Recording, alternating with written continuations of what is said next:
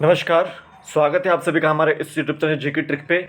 आज के वीडियो में हम लोकोमोशन एंड मूवमेंट का जो है सेकंड लेक्चर करने वाले हैं और साथ साथ जो हमारा बायोलॉजी एमसीक्यूज़ का जो ये लेक्चर है वो आपका 18th लेक्चर है। इससे पहले हमने 17 लेक्चर कर लिए, अगर आपने नहीं देखे हैं तो आप इसको आई बटन में देखिएगा, ठीक है। वहाँ पर मैंने जो है ह्यूमन फिजियोलॉजी से रिलेटेड जितने भी चैप्टर से आपके 16 से जो है 22 तक वो करवाने जा रहा हूँ, मैं आपको करवा ही रहा हूँ आपको अभी भी, ठीक है। तो उससे रिलेटेड एमसीक्यूज मैंने आपको करवाए हैं, अगर आपने नहीं देखे तो आप उसको आई बटन में ऊपर देखिएगा, ठीक है।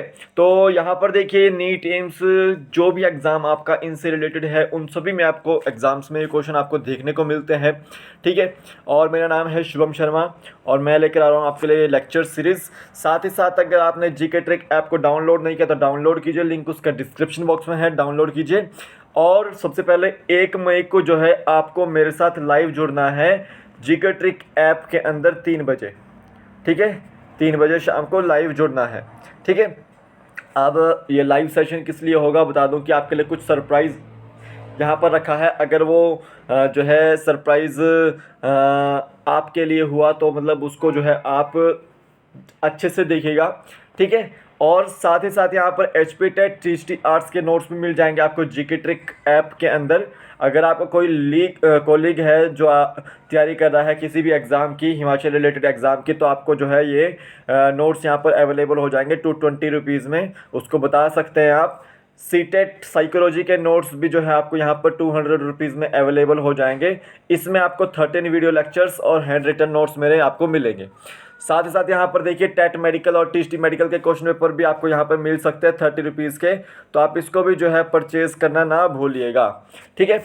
तो अभी चलता हूँ फर्स्ट क्वेश्चन की ओर और 1 मई को मेरे साथ जुड़ना जरूरी, ठीक है। तो देखिए फर्स्ट क्वेश्चन है, muscle fibre is lined by plasma membrane known as. अब देखिए हम यहाँ पर स्केलेटल मसल की बात करते हैं, उसके स्ट्रक्चर और मैकेनिज्म की बात करते हैं। तो स्केलेटल मसल जो है हमारी वो स्ट्राइटेड मसल्स होती है, ठीक है। अब जितनी भी स्केलेटल मसल्स हैं बॉडी में वो ऑर्गेनाइज्ड होती है कुछ मसल बंडल से, ठीक है। किससे?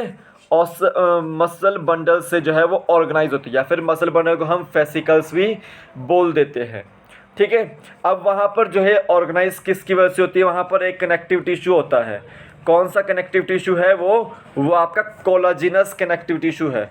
क्या है? कोलाजिनस कनेक्टिव टिश्यू है, ठीक है। और जो मसल फाइबर है वो कुछ जो मसल बंडल है वो कुछ मसल फाइबर्स को कंटेन करता है, ठीक है। और वही मसल फाइबर जो है वो किससे लाइंड होते हैं? वो आपके प्लाज्मा मेम्ब्रेन से लाइंड होते हैं।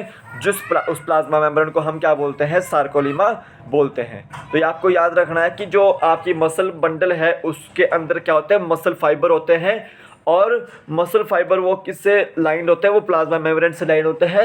और उस प्लाज्मा मेम्ब्रेन को क्या बोलेंगे? मसल फाइबर के सार्कोलीमा बोलते हैं, ठीक है।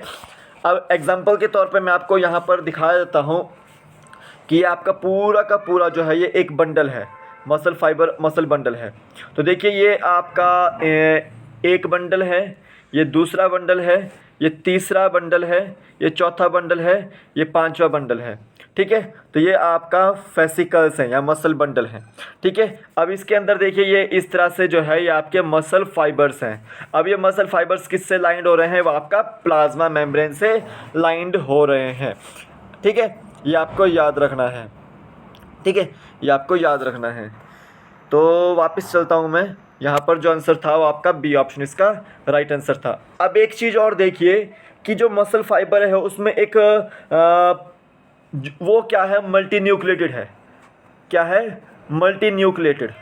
अब अगर कोई मसल फाइबर्स में जो है मल्टी न्यूक्लियाई होंगे तो उसको क्या बोलेंगे हम? सिंसीशियम, ठीक है। सिंसीशियम का मतलब लिया जाता है आपसे एग्जाम में कि क्या होता है, तो उसका मतलब है मल्टी न्यूक्लिएटेड, ठीक है। अब कोई भी मसल फाइबर है वो क्या करता है? वो फ्लूइड को कंटेन करता है। उस फ्लूइड को हम क्या बोलेंगे? सार्कोप्लाज्म हम बोलेंगे। क्या बोलेंगे? सार्कोप्लाज्म बोलेंगे। यहाँ पर आप देख सकते हैं कि सार्कोप्लाज्म, जिसके सार्कोलीमा के अंदर जो है जो फ्लूइड होगा आपका सार्कोप्लाज्म होगा, ठीक है। नेक्स्ट क्वेश्चन देखते हैं, which of the following is the store house of calcium ions in muscle. अब देखिए यहाँ पर क्या पूछा गया है कि इनमें से कौन है जो store house of calcium ions बोला जाता है मसल में। ठीक है, तो देखिए जो आपका मसल होता है उसमें एंडोप्लाज्मिक रेटिकुलम होता है। ठीक है, अब मसल के अंदर एंडोप्लाज्मिक रेटिकुलम है तो उसको हम क्या बोल देते हैं, वो सार्कोप्लाज्मिक रेटिकुलम बोल देते हैं। ठीक है, अब ये सार्कोप्लाज्मिक जो रेटिकुलम है वही जो है वो स्टोर हाउस है कैल्शियम आयंस का मसल्स के अंदर। तो बी ऑप्शन इसका राइट आंसर है। ठीक है, तो यहाँ पर लिखा हुआ है मैंने endoplasmic reticulum in muscles called as sarcoplasmic reticulum, और यही जो आपका जो सार्कोप्लाज्मिक रेटिकुलम है वो आपका कैल्शियम आयंस के लिए स्टोरेज के लिए जाना जाता है। ठीक है, अब एक और चीज़ यहाँ याद रखनी है कि जितने भी मसल फाइबर्स होते हैं उनका जो करेक्टरिस्टिक्स होता है उसमें जो है फिलामेंट्स होते हैं। उन फिलामेंट्स को क्या बोलेंगे आप, मायोफिलामेंट्स बोलते हैं। ठीक है, मायोफिलामेंट्स बोलते हैं या फिर मायोफाइब्रिल्स बोल देते हैं। क्या बोल देता है, मायोफाइब्रिल्स। अब ये जो मायोफाइब्रिल्स होते हैं वो डार्क बैंड और लाइट बैंड से जो है वो अल्टरनेट होते हैं। ठीक है, डार्क बैंड और लाइट बैंड से अल्टरनेट होते हैं। मान लो कि ये आपका पूरा का पूरा मसल फाइबर है तो उसमें कुछ ये डार्क बैंड और कुछ उसमें लाइट बैंड इस तरह से होंगे। ठीक है, अब देखिए जितनी भी आपकी स्केलेटल मसल्स होती है वो स्ट्राइएटेड क्यों होती है, यानी कि वो आपकी हार्ड क्यों होती है, क्योंकि उसमें लाइट बैंड और डार्क बैंड होता है। ठीक है, और लाइट और बैंड और डार्क बैंड में भी आपका ये प्रोटीन होता है। प्रोटीन कौन कौन से प्रोटीन, एक्टिन प्रोटीन और मायोसिन प्रोटीन होते हैं। ठीक है, इनकी वजह से जो है वो आपकी स्केलेटल मसल्स होती है वो स्ट्राइएटेड होती है। अगर एक्टिन प्रोटीन होगा तो यानी कि वहाँ पर जो है लाइट बैंड होता है, आइसोट्रोपिक बैंड, और अगर मायोसिन होगा तो वहाँ पे डार्क बैंड होगा और आपका एनाइसोट्रोपिक बैंड होगा। ठीक है, ये आपको याद रखना है। नेक्स्ट क्वेश्चन देखते हैं, striated appearance in muscle is due to. जो स्ट्राइटेड अपीयरेंस होता है मसल में वो किसकी वजह से होता है, वो एक्टिन और मायोसिन की वजह से होता है। तो बोथ ए एंड बी, इसका डी ऑप्शन इसका राइट आंसर है। लाइट बैंड में एक्टिन होता है प्रोटीन और उसको हम आई बैंड या फिर आइसोट्रोपिक बैंड भी बोलते हैं। डार्क बैंड में मायोसिन होता है प्रोटीन और उसको हम ए बैंड या फिर एनाइसोट्रोपिक भी बोल देते हैं। तो ये आपको याद रखना है। नेक्स्ट क्वेश्चन देखते हैं, which of the following generates an action potential in सार्कोलीमा। इनमें से जो कौन है जो जनरेट करता है एक्शन पोटेंशियल सार्कोलीमा में। ठीक है, अब एक चीज़ याद रखनी है आपको कि सार्कोलीमा तो मैंने आपको बताया कि जो आपकी प्लाज्मा मेम्ब्रेन होती है इसकी मसल फाइबर की, उसको बोलते हैं। तो उसमें कोई ना कोई एक्शन पोटेंशियल जनरेट करता होगा। ठीक है, अब एक्टिन और मायोसिन तो वहाँ पे प्रोटीन्स का काम कर रहे हैं, लाइट बैंड और डार्क बैंड शो कर रहे हैं। ठीक है, अब कुछ उसमें फिलामेंट्स थिक होते हैं, कुछ आपके थिन होते हैं। तो जो एक्टिन फिलामेंट्स होते हैं वो थिन होते हैं और जो मायोसिन फिलामेंट्स होते हैं वो जनरली थिक होते हैं। तो इन दोनों को अगर एक्टिन फिलामेंट और मायोसिन फिलामेंट को देखा जाए तो वो थिन एंड थिक फिलामेंट्स उनको कहा जाता है। ठीक है, अब यहाँ पर कुछ जो है जेड लाइन होती है या फिर एम लाइन होती है। तो जो आई बैंड होता है उसके पास जेड लाइन होती है जो कि थिन फिलामेंट्स की होती है, और जो ए बैंड होता है ठीक है उसके पास एम लाइन होती है। तो वहाँ पर कुछ ना कुछ जो है कॉन्ट्रैक्शन होती रहती है। तो फंक्शनल यूनिट ऑफ कॉन्ट्रैक्शन क्या है मसल्स की, वो सार्कोमियर होती है। फंक्शनल यूनिट ऑफ आपकी कॉन्ट्रैक्शन ऑफ मसल आपकी सार्कोमियर है। तो वहाँ पर एक जो है एक्शन पोटेंशियल जनरेट होता है, वो किसकी वजह से होता है, वो आपका एसिटाइलिन कोलाइन की वजह से होता है। तो ए ऑप्शन इसका राइट आंसर है। ठीक है, एसिटाइल कोलाइन की वजह से होता है। तो यानी कि वो एक तरह से न्यूरोट्रांसमीटर है। ठीक है, न्यूरोट्रांसमीटर है। ठीक है, ये आपको याद रखना है। नेक्स्ट क्वेश्चन देखते हैं, एक्सियल स्केलेटन हैव बोन्स। अब देखिए स्केलेटल बोन्स की बात आ गई है अब। ठीक है, स्केलेटल सिस्टम की बात आ गई। तो स्केलेटल सिस्टम को मैं दो तरह से बांट देता हूँ, एक एक्सियल स्केलेटन में और एक आपकी अपेंडिकुलर स्केलेटन में। तो एक्सियल स्केलेटन में आपको याद रखना कि 80 बोन्स होती है और अपेंडिकुलर स्केलेटन में आपका 126 बोन्स होती है। तो टोटल बोन्स कितनी हैं आपकी, वो आपकी 206 हैं। कितनी है, 206 है। अब एक चीज़ याद रखिए कि एक्सोस्केलेटन में क्या आएगा, सबसे पहले वर्टिब्रल कॉलम आएगी इसमें, दूसरा स्कल आएगा इसमें, ठीक है, तीसरा स्टर्नम आएगा इसमें, चौथी रिब्स आएंगी इसमें, ठीक है, और ये चीज़ें आएगी इसमें, ठीक है। अब अपेंडिकुलर स्केलेटन में क्या आएगा, हाइंड लिम्स और फोर लिम्स, ठीक है। इसको हम बाद में करेंगे, पर पहले हम यहाँ पर देख लेते हैं कि आपकी एक्सोस्केलेटन में कितनी बोन्स है, वो आपकी 80 बोन्स है। तो बी ऑप्शन इसका राइट आंसर है। अब देखिए, जब हम स्कल की बात कर रहे हैं तो स्कल को हम जो है दो टाइप की बोन्स में बांट देते हैं, एक क्रेनियल बोन्स, एक फेशियल बोन्स, इनको, ठीक है। तो टोटल स्कल में बोन्स आपकी 22 होती है, ठीक है, जिसमें से 8 क्रेनियल बोन्स होती है और 14 जो है वो फेशियल बोन्स होती है। कितनी होती है, 14 जो है फेशियल बोन्स होती हैं, ठीक है। अब एक जो है सिंगल यू शेप्ड बोन भी है, उसको हम क्या बोलते हैं, हायोइड बोन बोलते हैं। क्या बोलते हैं, हायोइड बोन, जो बेस पे होती है बक्कल कैविटी के, ठीक है, जिसके ऊपर जो स्कल एक तरह से अटकी हुई है, ठीक है, ये आपको याद रखना है। तो ईयर ऑसिकल्स की बात करते हैं। ईयर ऑसिकल्स में 3 तरह की बोन्स होती है, मैलियस, इंकस और स्टेपीज, ठीक है। तो मैलियस के भी दो आपके एक पेयर होता है, ठीक है, तो इंकस का भी एक पेयर होता है और स्टेपीज का भी एक पेयर होता है। तो टोटल कितनी बोन्स हो गई है, 6 बोन्स हो गई, ठीक है। तो ये आपको याद रखना। तो ईयर ऑसिकल्स में कितनी बोन्स हैं, वो आपकी 6 बोन्स है, ठीक है, ठीक है। 3 टीनी बोन्स, यानी कि 3 टीनी बोन्स है, एक कान में एक मेलियस, दूसरे कान में दूसरी मेलियस, ठीक है। तो टोटल कितनी हो जाएगी, 6 हो जाएगी, ठीक है, ये आपको याद रखना है। अब जब हम रिब्स की बात कर रहे हैं, रिब्स की बात कर रहे हैं, तो उससे पहले मैं आपको बता दूं कि वर्टिब्रल कॉलम में आपको याद रखना है कि पहली आपकी सर्वाइकल होती है, दूसरी थोरासिक होती है, तीसरी ल्यूम्बर होती है, फिर आपकी चौथी सैक्रल होती है और पांचवी कॉडल होती है। तो सर्वाइकल में 7 बोन्स आती है, 1 से 7 जब जाते हैं तो आपकी सर्वाइकल आती है, 8 से आगे जो है 12 और जोड़ दीजिए, इसमें कितनी होगी आपकी 20 तक आसपास जो है आपकी ये थोरासिक रहती है। फिर आपकी 21 से 26 तक जो है इस तरह से समझ ल्यूम्बर कि कितनी जो है आपकी बोन्स होती है।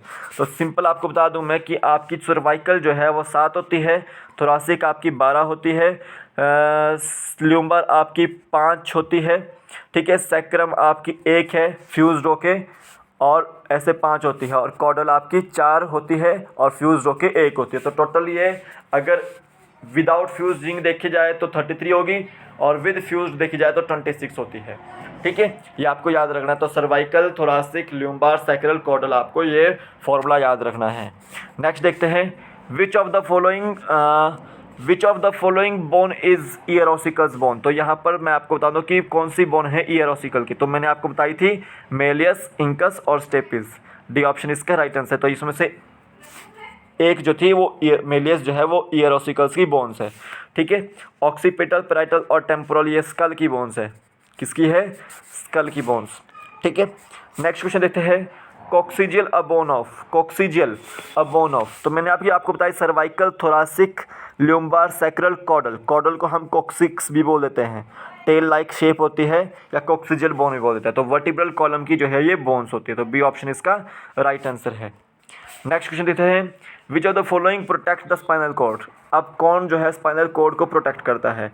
स्पाइनल कॉर्ड जो है एक थ्रेड लाइक स्ट्रक्चर है जो कि आपका वर्टिब्रल कॉलम के अंदर से जाता रहता है, गुजरता है, ठीक है। तो वर्टिब्रल कॉलम उसको प्रोटेक्ट करता है। बी ऑप्शन इसका राइट आंसर है।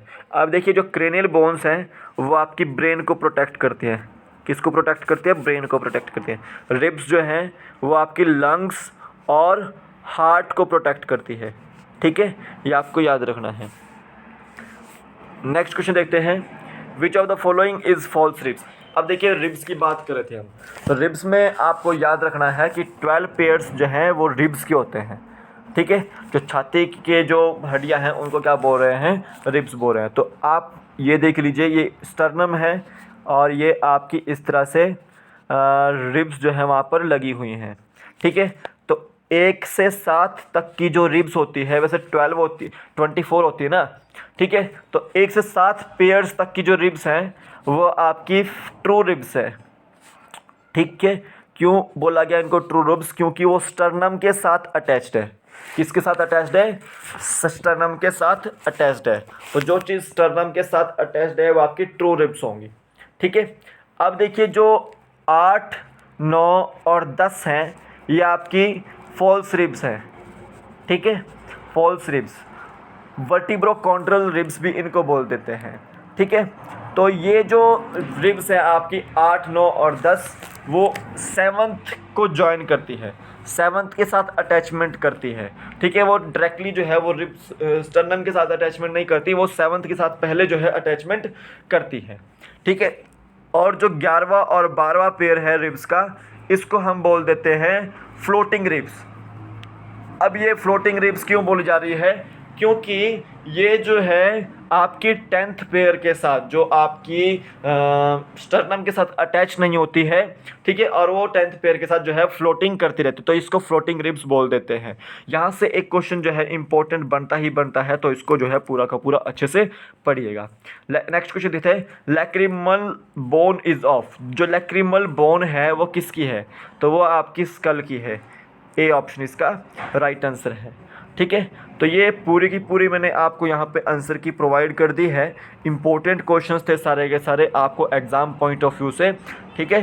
तो एक एक क्वेश्चन को सॉल्व करने की कोशिश कीजिएगा। अगर मैंने कोई चीज़ गलत बता दी हो तो प्लीज़ मेरे को कमेंट सेक्शन में ज़रूर बताइएगा। और आपको लेक्चर कैसा लगा कि मेरा आज का, तो आप वो भी मुझे ज़रूर बताइएगा। तो 1 मई को जो है मेरे साथ 2021 को जुड़ना ना भूलिएगा जीके ट्रिक ऐप के अंदर, ठीक है। डाउनलोड कीजिए, लिंक उसका डिस्क्रिप्शन बॉक्स में डाला हुआ है। तो अभी के लिए फ़िलहाल इतना ही, फिर हम लोग एक नए वर्ड साथ, तब तक के लिए जय हिंद, जय भारत, आपका दिन शुभ हो। जय हिंद।